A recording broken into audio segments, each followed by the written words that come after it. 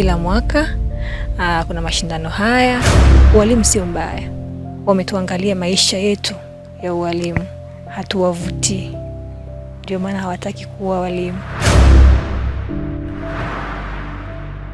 Na tuzo hizi zinatoa $1 million kwa mwalimu ambaye atakuwa na vigezo vyote.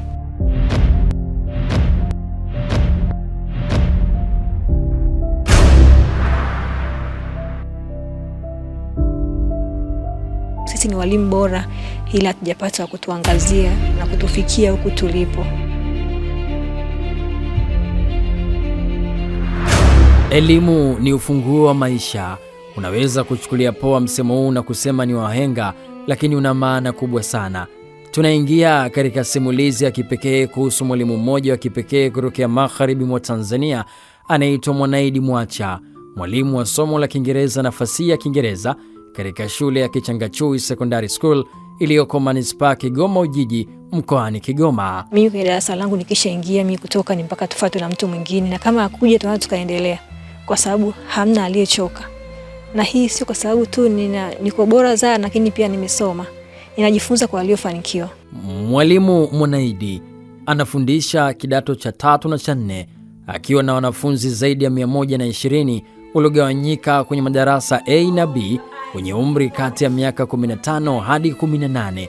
Licha ya changamoto mbalimbali za mazingira, anaendelea kuelea kitaaluma kwa moyo wa huruma na weledi mkubwa. Kumwandaa mtoto katika umri mdogo sana aanze kujitambua ni kazi ngumu sana. Akiwa mhitimu wa Chuo Kikuu cha Dar es Salaam na mwenye uzoefu wa zaidi ya miaka 10 kazini, leo hii anayepeperusha bendera ya Tanzania katika anga za kimataifa, Mwanaidi Mwacha ameingia kwenye orodha ya walimu 50 bora duniani wanaowania tuzo ya heshima kimataifa Global Teacher Prize, tuzo zenye zawadi ya $1 milioni. Vigezo vyote ninavyo na nipo kwenye top 50, sio kwa upendeleo.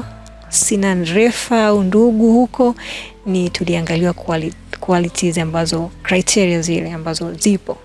Kwa hiyo ushindi ni wa yoyote kwenye wale 50 ikiwemo mimi. Ni mwalimu pekee kutokea Tanzania mwaka huu na anawakilisha taifa katika jukwaa kubwa duniani huko Dubai mwezi Februari mwaka 2026.